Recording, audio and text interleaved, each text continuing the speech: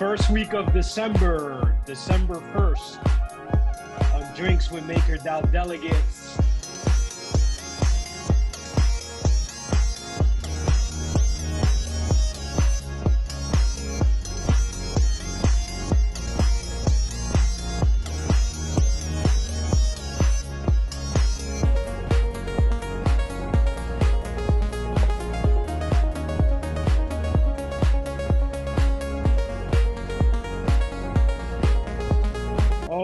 Folks, welcome to another episode of Drinks with MakerDAO Delegates. I'm your co-host, Frank Cruz. Today is December 1st. I'm joined by the usual co-host, Tim Schuppner, Raphael of Flipside Crypto.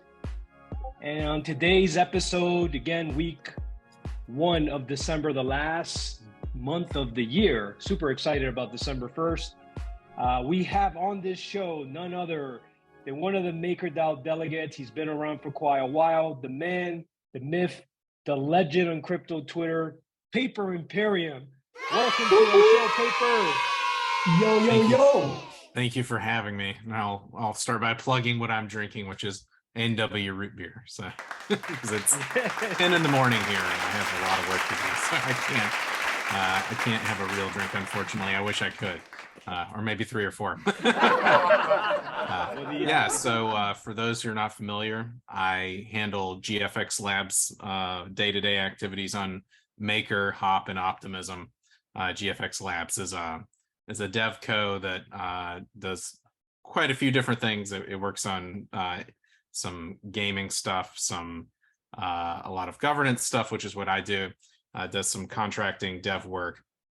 And also developed interest protocol and has a few other surprises that it's currently working on. Terrific. And if you could best describe the GFX Labs, besides the governance part of what the organization does, what else do you guys do? I've heard things here and there. I've seen you guys on crypto Twitter, but I kind of want to get a better idea of what exactly GFX is, the whole scope of the organization, if possible.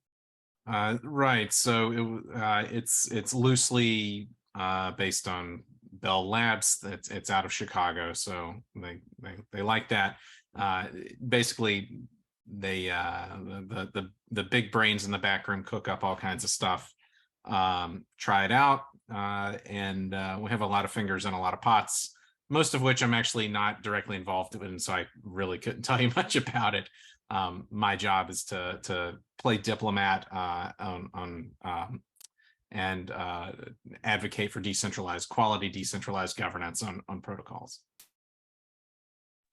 Terrific. And just to let you know, it is 10 a.m. in the East Coast of the United States.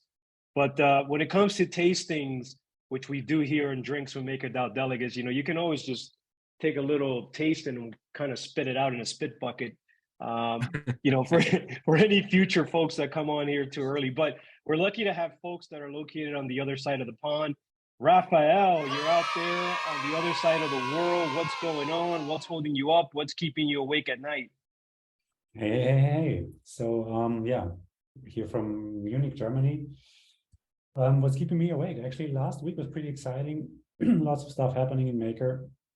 Lots of polls that we changed at the last minute because we got additional information that we wanted to integrate, and just never gets boring, right? Other than that, I have a wonderful drink, a special beer from the region, from Riegele Biermanufaktur, which is right here in the wonderful Allgäu. And this is a bitter beer, and it has, I didn't know there are bitter units.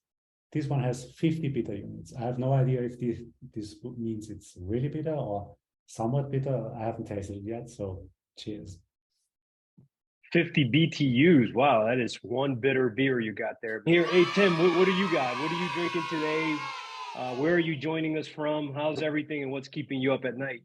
Yeah, so I just can repeat what Raphael said. I first of all, I really like the conversations I had with you guys and with the other Maker people in Barcelona, which was like 10 days ago.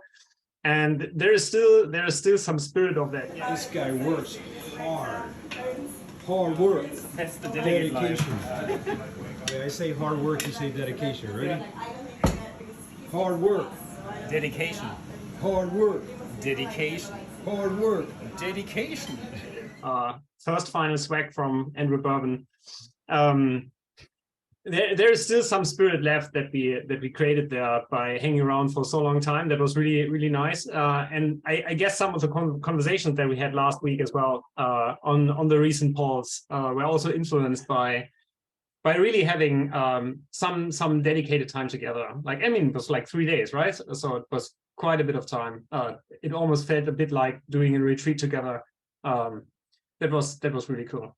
Yeah, I'm having since I'm having problems getting proper beer support because I have everything already in the show. I have a Hacker Shaw this show. It's one of the oldest breweries in Munich. They actually have a license for the Oktoberfest, and I'm having a Keller beer, which is a cellar beer. I actually normally don't drink that stuff, but it's good, looking good. Color is nice. Let's try it. And for me, it's not 10 a.m., so I can have a beer. That's fine. So that bitter beer, like how bitter is it? Like what would you compare it to? Like So how just bitter is basically- 50 bitter units? Well, to be honest, not much. Oh yeah. Not the Fake advertising, fake news. It's not bitter. Yeah, so I think you have to put it into the cultural context, which is like Schuppi's Hackabschor, which is like a Helles or Keller beer. They are pretty sweet usually, which I don't like that much. not my style. Yeah. And this is more like an English beer would be, right? But then you have more, it's more carbonated than an English beer. So actually, I have to say, this is pretty good beer. Cheers. I would rate it as like a 4.5 stars. Oh, that's a big score Out for a of, beer. out of what, 5 or 10? Or five. Out of 5. Oh, I was about to say that's not a very good score. like the bigger units, right? If you have no comparison, you can. Yeah. 50 out of 5,000 probably. Yeah, I gonna rate mine with a 3. It's just not my my way of drinking beer. Those sweet beers you can find in the area quite often. Those are not my type of thing. But Frank, you have a beer right as well, right? It's against my better judgment. Like again, very early in the morning here, but it's a very light beer. It's only about 4% alcohol content. It's from Kona Brewing. I would imagine that it's I should have done the research first, but it might be from the West Coast, and it has inspiration from Hawaii. I don't know if you could see it there. Here we go. Kona Brewing. Yeah, it's a golden ale, 4% alcohol, so it's like a Budweiser, but it's a little bit more goldeny. You see that? A little bit more golden. So I'm gonna give it a taste early in the morning. I should have probably got an AW root beer, which is an American classic. But paper, can you imagine being in a small town in America and having gone through every single beer that the town has to offer? That's what Schuppy has pretty much done. He's drank every beer in his town outside of somewhere, one of the big cities in Germany, and he's gone through the whole refrigerator of this local store. And but it's a small village and it's a small supermarket, so it's actually possible to get other beer options as well. I just need to take the car, which I usually don't do. I mean, I don't know. When I was growing up, there were only like 4 beers. There was like Bud Light, regular Budweiser. There was like Coors Light, and then like if you really got fancy and went a little north of where I live, you could start to get like Yingling, which is like back when I feel like after COVID, nobody does bars don't do pitchers of beer anymore. You could just get like 4 cups in a pitcher. Like, it's the way we used to do it. And I feel like people always got Yingling because it was like the apple pie of beers. Like, so for those who don't know, like in America, apple pie is like the most common pie, but it almost never ranks as people's favorite pie. But it ranks very well as people's least objectionable pie. So if you got like 5 people coming over and you want to get a pie that everyone's like, it's okay, put a scoop of ice cream on it, you get apple pie, right? So it's the most popular pie in America as a result, even though it's like a lot of people's like second or third choice. Well, Yingling's like that for beer. I feel like nobody's like, let's go get some Yingling. Like it's like this kind of bland beer out of Pennsylvania, but everyone's like, no, I'm not gonna like spit it out. Yeah, and actually, if I could rate that Yingling, it's probably a 1 out of 5. That's Wow. not a good I beer. have not had any in a very long time. All right, but speaking of having a drink on your hand, you have that A&W root beer. What are you going to give that from 1 to 5? Oh yes, I would give it a solid 3.5 out of 5. I think. Yeah, Not bad. Not bad. I'm really more of a ginger ale kind of guy, but you know, sometimes you just need a taste of sassafras root or fake sassafras flavor. In this case, looks like Zero yes, just sugar. natural and artificial flavors. Yeah. They're a little vague. But is it something that you regularly drink, or is it just a special occasion drink? Yeah, no, it's fine. My wife likes it, and my kids like it. I, like I say, tend to do ginger ale because I prefer that. All right, so let's get into it. We have so much to cover. It's good to have you here, Paper. I know you're involved in other, protocols. I kind of wanted to dig in a little bit there to kick things off, to let the viewers and the MakerDAO community kind of get an idea of what's going on in other protocols. I believe you participated in Hop protocol, Optimism, which is a layer 2. And there's a lot of governance happening there that myself and some of the other community members might not be aware of because we don't have time to keep up. We've heard the stories. Maybe some of us have delegated some of our tokens to some of these delegates that are on other platforms, governance platforms. So kind of give us an idea and a walk through how Hop, Optimism, and any others that you're involved with through GFX Labs. How does it compare to MakerDAO? What's the feeling? And how deep are they into changing the game when it comes to DAO governance? Yeah, so GFX is involved on 4 protocols. We tend to only try to get involved if we think we can rally a significant delegation. So Uniswap, which I actually personally don't handle, Optimism, Hop, and Maker, of course. Over on Uniswap, GFX has authored, I think, more than half of the successful proposals over there. But as I said, I'm not really involved in the day-to-day. I'll occasionally sit in on a meeting if other folks are sick, but to take notes. But I really don't have much to do over there. Then Maker will set aside for the moment. Hop is really great. It's a smaller, younger DAO, so it's a chance to kind of build it from the ground up with lessons learned from elsewhere. In fact, so I think you'd been asking before we started recording if there was any emulation of Maker over there. Well, it's got a lot of cross-pollination. I see Flipside folks over there quite a bit, and Stable Node. And we actually just got our first delegate compensation. So Flipside, GFX, and an independent delegate, the 3 of us co-authored a 6-month trial for delegate compensation to encourage participation over at Hop, which has pretty good turnout. It tends to be north of 100 voters. The delegates tend to make up the overwhelming bulk of the Hop, but quite a few smallholders voted over Hop still, which is really nice to see. So yeah, I would say Hop is a very positive experience, a very low stress environment, partly because the labs folks are pretty chill, Hop Labs, which they're the devs, and there's not, perhaps it's because it's a bridging protocol, there's not like a lot of stuff to really be contentious about, except perhaps maybe some liquidity mining incentives, which is kind of small potatoes compared to some of the more contentious things that can come up at places like Maker. So Hop's great. Optimism is like Maker in that it is a very large, numerically, like number of stakeholders DAO, which like Maker tends to make it a bit more political and messy to get consensus around things. So, just more people. On Hop, it's still at the level where there's a certain amount of the personalities can drive things. Whereas when you get to a certain size, people just can't know each other, and factions and politics have to drive things to some extent.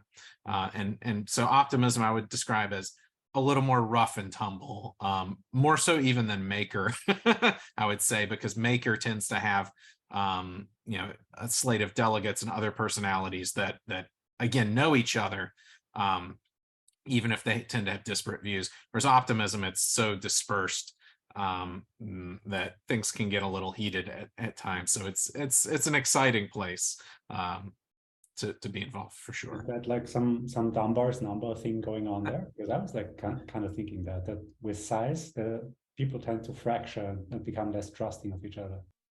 I think that's true. And to date, almost all of the governance at Optimism has been about handing out grant funding. And so, you know, they're kind of speed running the maker experience of let's hand out money to anybody and then be like, oh, some of these applications sucked. Why did we do it?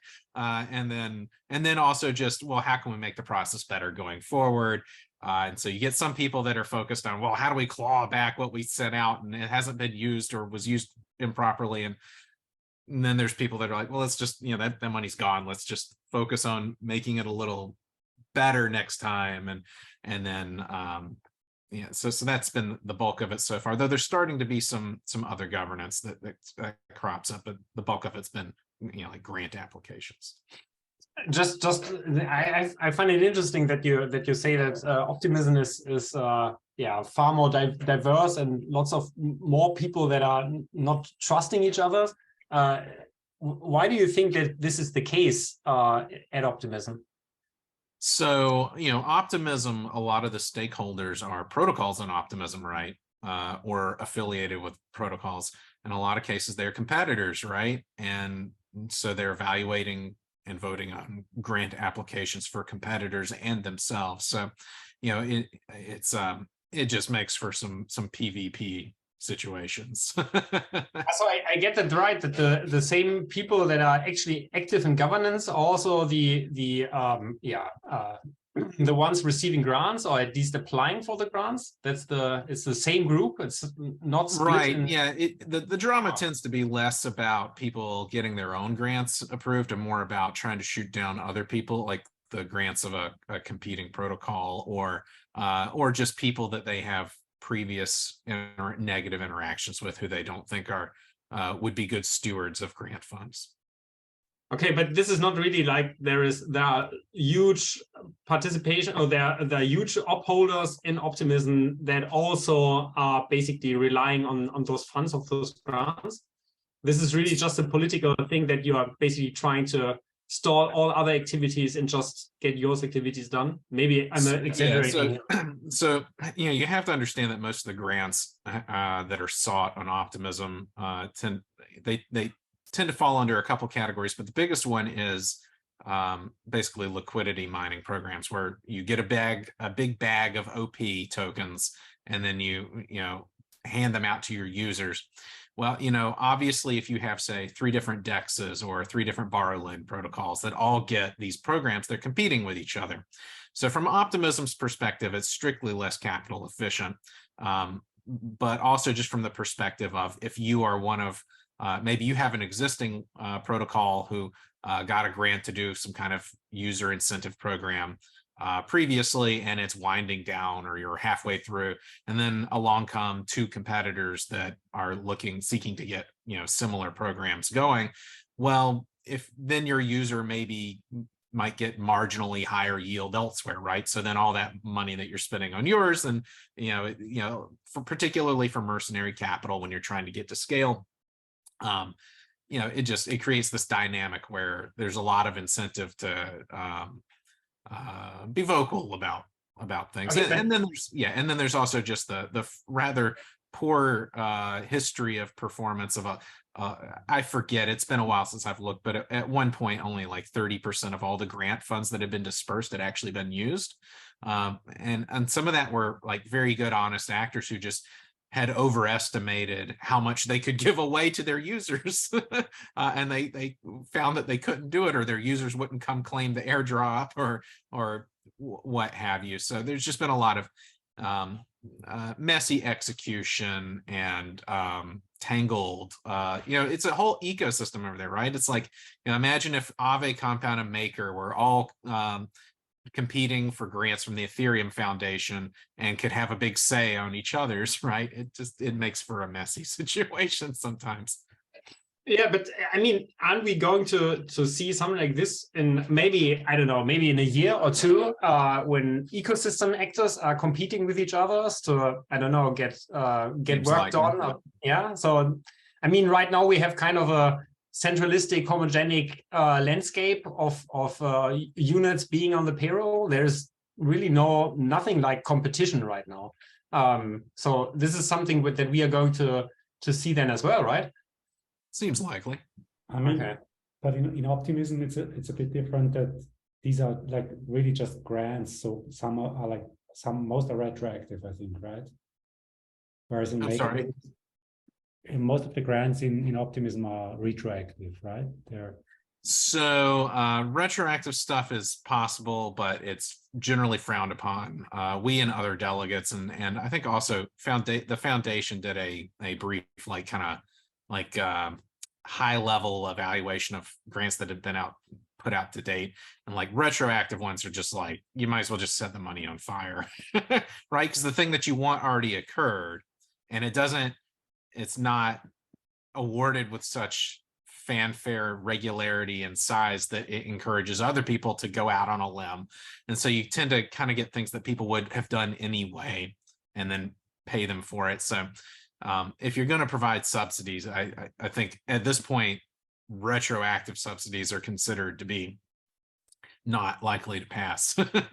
okay. That's really interesting. I mean, I've read that Optimism wants to do this kind of bicameral system where they have this house of tokens and the house of, what was the other thing, like the soulbound tokens? Citizen House, yeah. Citizen House, yeah. Has this been launched yet? Or no, it has not. Oh, okay.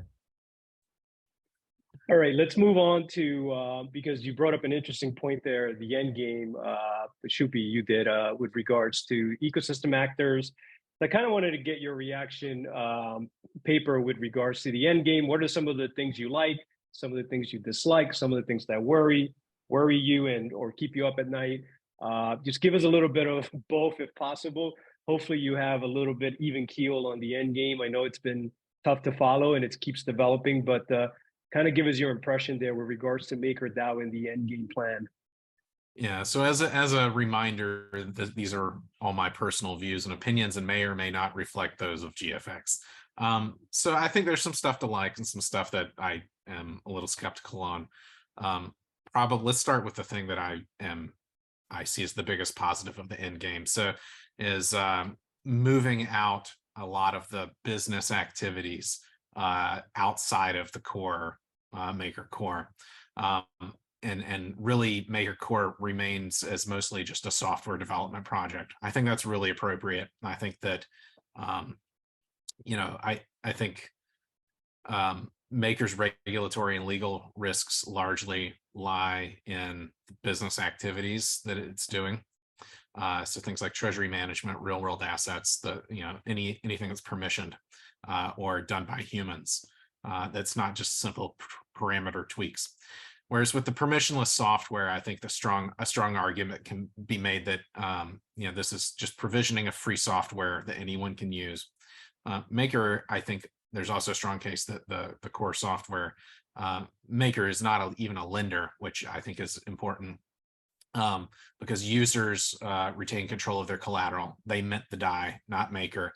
Maker doesn't reach into its back pocket, pull out some DAI and hand it to users. Users hit a button and the DAI appears. They're effectively self-lending. And when I talk to Congress critters and stuff, I always tell them, well, imagine you had a jewelry safe with an ATM attached to it, right? And you lock up your valuables inside, and the ATM will spit out some cash, and you can't unlock the safe until you put the cash back. And that's basically, I think that's not entirely correct, but I think that's a good 2-sentence summary of what Maker's core product, the DAI vaults. And what Maker does is it guarantees that debt that you've lent to yourself, that it will trade at par value by through its arbitrage facilities with the PEG stability module. So I think having a clear distinction between the software portion, the permissionless software in the Maker core, and then pushing out things like real world assets and other business activities where you're holding out yourself as a business. I think having those out in distinct entities elsewhere. I think that's probably the biggest improvement in regulatory resilience that comes from the end game. On the same topic, though, I'm a little skeptical of some of the other ideas of, simply because like when it comes to regulatory resilience from decentralized collateral, I think the reasoning is not wrong, but I think that you have to remember this doesn't happen in isolation, right? So the Maker token itself is not particularly resilient to if you want to, I don't really worry that an OECD country like the EU, the UK, or the US is going to like swoop in with black helicopters, put a sack over people's heads, and like force them to like shut down the protocol. That being said, if you think that's a possibility, the overwhelming majority of doxed Maker is in the hands of US individuals and funds, which have addresses and the government knows where they are. Even if that were not the case, just a quick tally of how much Maker appears to be custodied on Coinbase suggests that there's easily enough to force through anything that a sophisticated malicious actor in control of Coinbase or coercing them through legal means would be able to do whatever they wanted with the protocol. So I'm not, I'm a fan of increasing exposure to staked ETH and ETH as collateral. I think the jury, I'm in a wait and see position for things like the protocol owned vault emulation. I think we'll have to see how it goes. I'm not really sold on it. I'm skeptical, but a lot of this comes down to execution details. So what's the part that scares you the most there? Is it that it's like the leverage on staked ETH, or just generally the exposure to staked ETH? I think it's the idea of investing. So part of it is that I think it's not clear what Maker's true financial position is. And I would, like, if we knew that there was like, 20 million DAI that's like just in the clear, that's been repaid and is not needed as a loss reserve, then worst that can happen is you lose it and you're back to zero, right? But you have not opened up risk for the underlying software to be destabilized for DAI users. However, unfortunately, our surplus buffer is a commingling of at least 3 different things. So we have DAI that borrowers have paid back in fees. That's like realized income, right? That's DAI that has been paid back. There's DAI that is minted every second against accrued fees that have not yet been repaid. So those are receivables of some kind, either long-term or short-term, and we don't know which one, because someone, if their collateral appreciates or their debt is low, they could let the debt run for years before they have to repay or be liquidated.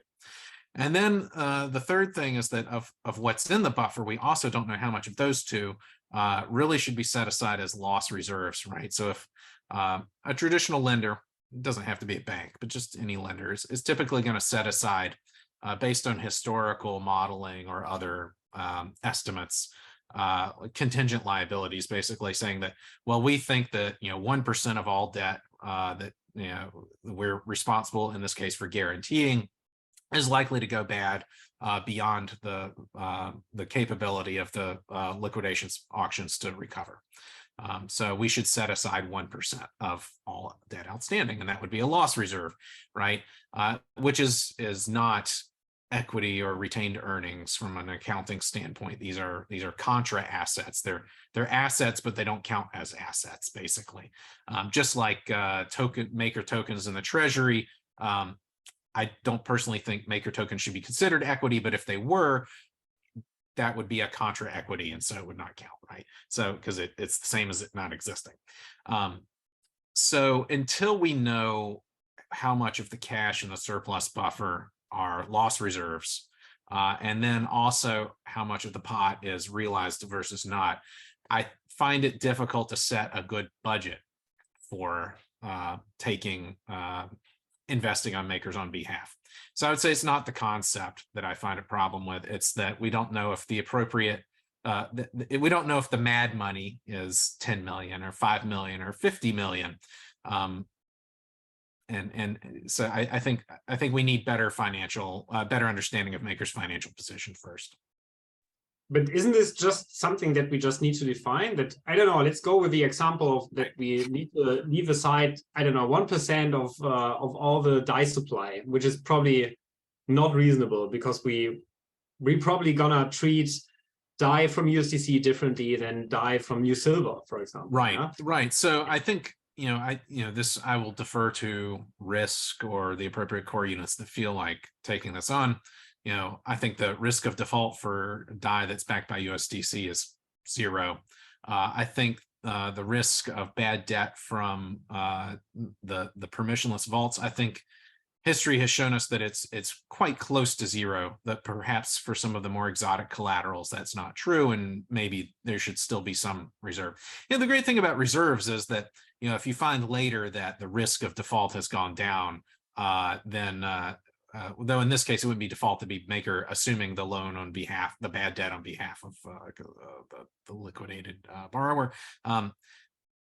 You can always release the reserves. It's not a one-way street. You can add to them in times of stress if you think that the likelihood of defaults are going up, and you can release them from the reserves, which of course, if you were a publicly traded bank, those are good times, because then your profits go up if you release the reserves, because that just goes straight to your bottom line.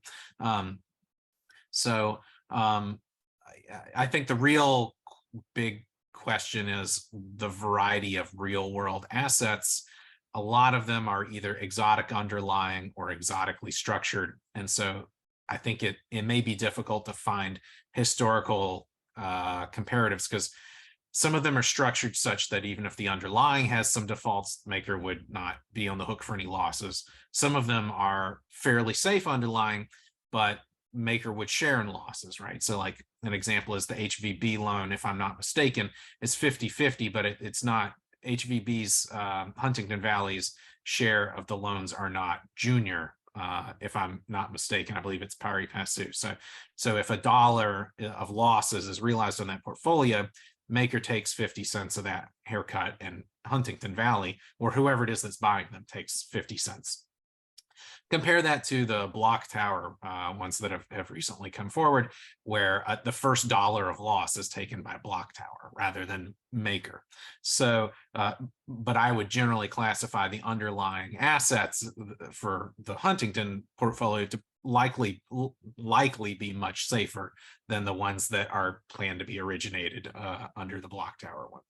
So, so I think we have all these disparate structures and underlying, and I think, I'm not qualified to sit here and try to figure out what the appropriate loss reserve is. I don't know that we have anyone who is. So it's difficult. And some of these may be things that no one could estimate, because imagine there's a major event and Maker needs to try to go after assert creditor rights. It's still unproven how effective that will be. Sure, Yeah, but so I mean, yes. Sorry, Frank. You go first. Oh no, I mean, this is pretty cool, and I'll edit this crazy double talk we did there. But so something that you brought me to there, Paper, risk management, right? And we're seeing what's happening right now in the ecosystem with the 3 Arrows Capital, Celsius, FTX debacle. I'm even losing count how many ecosystem actors are failing. But I wanted to circle not only to risk management, which you're bringing up right now, right? That there seems to be a lack of risk management and how these things should be valued and which one are riskier than the others. But it's kind of a two-part question. The first one is, with regards to what you were mentioning as far as what exactly is the balance sheet of Maker, I saw that GFX Labs voted on the DSR, which is a DAI savings rate, to not increase it, just to keep it flat at 0.01%. And the second part of that is when it comes to risk management, how do you how important is it for not only just MakerDAO to have the risk management in place, but also the ecosystem actors around it, the compound, the Aves, even the optimisms of the world, to have that in place? Since right now we are seeing the debacle of all these, ecosystem actors like FTX falling apart. So you could walk us through both your thinking in GFX Labs, thinking of keeping the DSR flat, and also the risk management that's been missing in this ecosystem. Right. So the DSR one's simple. Just I think it's better just to see if growth can use the potential of a increased DSR as a carrot to try to get some more integrations. I wouldn't say it's like a hill that we want to die on. It may be appropriate to increase the DSR. It's just a matter of, it's unclear who the target market is. Up to 100 basis points, like who is the marginal user that would be gained. And so it's mostly just let's maybe see if there's some way to leverage this for publicity or integrations, and try to identify who we're targeting for risk management. So I think Maker's first step, I think Hexanaut, Sam had maybe started a post in the forum last week about this, or earlier this week. I really think the first step is simply trying to create an inventory of the risks. There's lots of, risk comes in lots of flavors. And that particular post was just talking about existential risk, which there's obviously a lot more risks out there. But just rattling off the list of parties that in a black swan scenario could make a one-shot kill to Maker if you just take the absolute worst case scenario, which may be very unlikely. We've got Circle, right? USDC, Center, I guess, for USDC. There's similarly Paxos and Gemini's Trust for GUSD. Any of those three could, if they went to zero, which I think is very unlikely, could create a insolvent Maker that's probably beyond rescue. There is so BlackRock holds the USDC reserves. If they somehow did something grossly illegal or negligent, the reserves could be lost, and that would result in the same outcome. The reserves for USDP and GUSD are held at a trio of banks: Silvergate, Signature, and I think it's State Street, which these are, they like to point out they're FDIC insured, but FDIC insurance does not go that high, unfortunately. So in theory, depending on how those are structured, whether they're structured as deposits, which are unsecured debts, basically, or if they're custodying the funds where they hold it just on their behalf, like a safe deposit box, then presumably you could imagine some scenarios where any of those three banks having significant issues could create some losses, but to what extent, zero seems very unlikely. I know Paxos carries some additional insurance, but you can go down that, you can play this game where you come up with a lot of things that could rug Maker. It's not an island. So I guess my first thing is I think it's hard to have any risk management until all the risks are mapped out. There's been a concerted effort to find all the risks, and then from there you can evaluate them and try to figure out how to mitigate them. We're not at that point. Sure, but it basically goes back to the same topic as we had right now, about what is actually the reserves we need to build up to cover for defaults or whatever losses that might occur with a certain percentage of risk, right? So I think this is essentially true for the DSR as well. So let's assume we go with 1%. Right now we have 5.6 billion DAI out there, so the reserve should be at 56 million. That leaves us with not that much, almost 20 million that we could technically risk, or that we could use for anything, because it's outside of the reserves. Paying out 20 million by the DSR, that's actually a lot of work. That's with going with a 100 bips thing, then we would need to have what was it, 2 billion in the DSR for 1 year to actually give out those 20 million. That's actually quite a lot. So I don't know, maybe 1% is totally off, but maybe it's a good conservative value that we set, especially that we are assuming that there is 0% of risk for the stablecoin backing that we have right now. We actually have some fuel that we could spend, right? And I mean, it's more a question of, do we want to spend it there, or do we just want to keep it for, I don't know, funding other stuffs or other risky adventures that we might want to take. But essentially the money is already there, assuming 1% is great, right? Or good enough.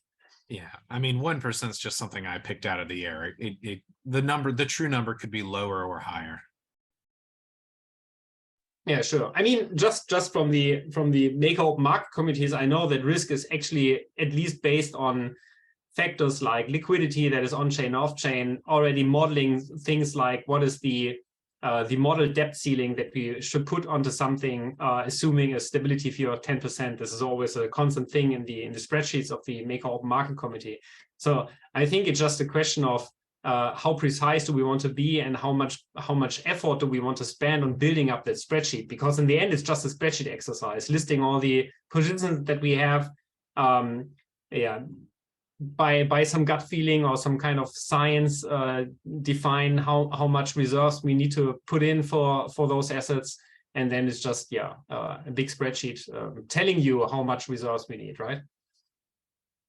Yeah, I mean, to some extent. I mean, I've not looked at the numbers, but I would actually think the DAI generated against crypto collaterals are probably, need far less than 1%. But again, I'm just shooting from the hip here. So these are all things where you gotta spend a bunch of boring time looking at it and think about why you're doing this or that. I'm pretty sure there are people out there who actually enjoy doing that kind of work. So that could be something that somebody either on the existing payroll or somebody else outside would be interested in actually doing. But for me, it sounds like a risk/strategic finance thing for the structures that we have right now, at least. Yeah, I feel like it pretty clearly falls in risk's domain, at least at first, just because they've done such similar work before.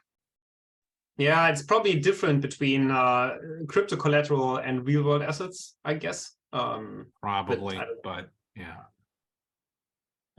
Yeah, I would assume that we have people for that, to be honest. It's for me, it's more a question of, do we want that, and do we want to put priority on that? Yeah, I was going to say the RWA frameworks that come through the scopes of the Endgame Plan, it does call for probably a few folks that aren't part of the DAO right now to probably become part of the council that's going to put together the framework. So I'm hoping that we get more experts on that. So, in all fairness to the risk core unit, if they don't have the appetite to look into the risk monitoring of RWAs, then that's fair. They got their hands full with on-chain collateral. So, but I want to move on to an interesting subject that we all went through as delegates for MakerDAO, which was the voting of the budget renewals of a bunch of core units, ducks, GovComs, Tech Ops. There's a few others that are missing here, and I apologize for that. But Unify. a lot of the Immunify, sorry. And so I wanted to move on to that, and kind of wanted to ask you your opinion paper on these some of the 4 out of 5, I believe, didn't get their budgets renewed.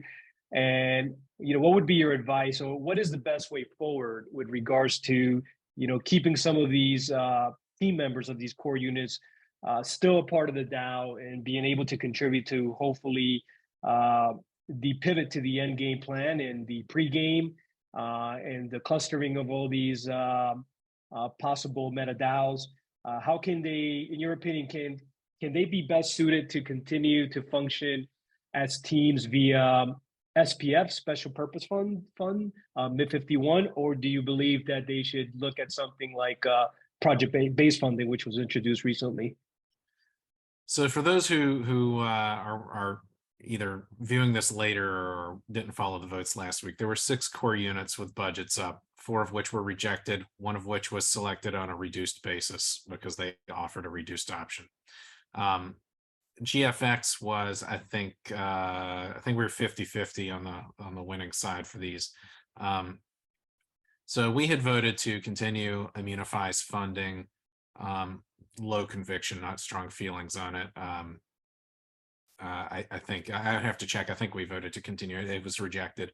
Voted to continue GovCom's funding because it already represented a reduction from previous budgets. It was rejected. We voted to reject Sidestream auction services. It was rejected. We voted to reject, was it Tech Ops? Tech Ops, which was rejected. And then we voted for the reduced Ducks budget, which was what carried the day. I forget what we voted for SES. And I also don't recall what the outcome was, but so I can't speak to our record on that one. So regarding mostly about the ones that were off-board, or they're not off-boarded, I think is the first thing. I do think it's appropriate to off-board several of them though. So I think in particular, I think Sidestream auction and GovComs, I think it's easy to make a case to off-board them, that their services are no longer needed, that they did a wonderful job, but with under current budget constraints, there's just not necessarily a need for their continued services, and that they should be provided some significant offboarding relief in the form of compensation for orderly wind down, and shake their hands, give them a letter of recommendation if they want it, and if they can find a place to continue, then that's wonderful, and if not, then I wish them the best of luck. That's my personal position. Tech Ops was just a lot of money. I think it was more than 3 million, and represented bringing on 2 new hires. And I told them, I was like, we just don't have the money. Like, I know it looks like there's a lot of money, but when you count up all the things that have been approved or are likely to be approved, like we just don't have the money, man. Like, come on. I'm sorry. I invite them to come back with a more modest budget. I would also I could personally perhaps benefit from some more education on exactly what they do that's still mission critical. I know there's some stuff, but that the magnitude is important when it comes to a budget. And then who else? Who did I miss? Oh, Immunify. They could really be a vendor. It really doesn't need to be a core unit. I don't have strong feelings on if it needs to be completely offboarded or not, but I think it's easy to make a case that I mean, the bug bounty, if I'm not mistaken, isn't that a separate budget? Or maybe not, or it's authorized under spending for the bug bounty is authorized under a separate MIP. So I'm not sure that it needs a full-time core unit. I think that's also appropriate to find another home for. And again, this is not like fired with cause. We don't want to contract your services anymore because you suck. It's just budgeting, just more sane budgeting. So that's I think that's my knee-jerk reaction individually, personally, to the 4 that were rejected, is that and just because I personally think that you could make a case to offboard some of them doesn't mean they shouldn't try to come back with a reduced budget and try to come up with something. But I personally think it would be fine for them to come back and say, give us 3 months budget and we'll wind down, and maybe write us a letter of recommendation. They could have the first letter of recommendation from a DAO. How great would that be? Well, ecosystem actor too is obviously an option through the Endgame Plan. I mean, I could see Sidestream offering some of its services to perhaps a couple of the meta DAOs that will blossom from all this. But as far as project-based funding, any thoughts there? Do you agree with the concept of such? Do you think SPFs can be used for keeping a core unit going for 3 months, or do you prefer just core units doing 3 month budgets or 6 month budgets? I think my thoughts are still developing on it. I think it depends on. I think they're just different. I don't know that it's clear that one's better or worse. For those who aren't aware, I spent most of my professional career as a freelancer and working on contracts that were typically anywhere from a week to 6 months. So I'm, project-based, task-oriented budgeting I have a certain soft spot for because I've seen the efficiency it can create. That said, I've also seen some of the inefficiencies it can create, and the fact that sometimes you'll turn around and you need to lay hands on critical labor or expertise, and it's gone because you weren't paying it to not leave. So my thoughts are still developing, and I think it depends on the facts and circumstances of what needs funding. I think also scoping the projects is like super hard. A friend of mine worked for Shell for a long time, and they were building refineries, and it was just so much grift happening by people underbidding each other with things that they knew that they couldn't deliver, and then creating change requests to come to the desired sum in the end. And there's like, it's just a different game of fraud in a way to people working as employees in a way. I mean, of all of the core units that got defunded, which was the clearest cut for you? Like which of the four did you not lose any sleep over? I mean, I think Sidestream Auction has built a beautiful looking tool. I've not used it personally, but I also don't know anyone else who's used it. And if they came back to me and said, hey, of the last 100 liquidations, 30 of them used our tool and 10 of them were winners in the auctions, then I would reevaluate my position. But I think it's just not needed. All right, so closing this thing out, let's get into something I know you've been very involved with, which the DAO community really needs to hear about, in my opinion, which is upcoming regulations, not only in our neck of the woods here in the U.S., but also overseas.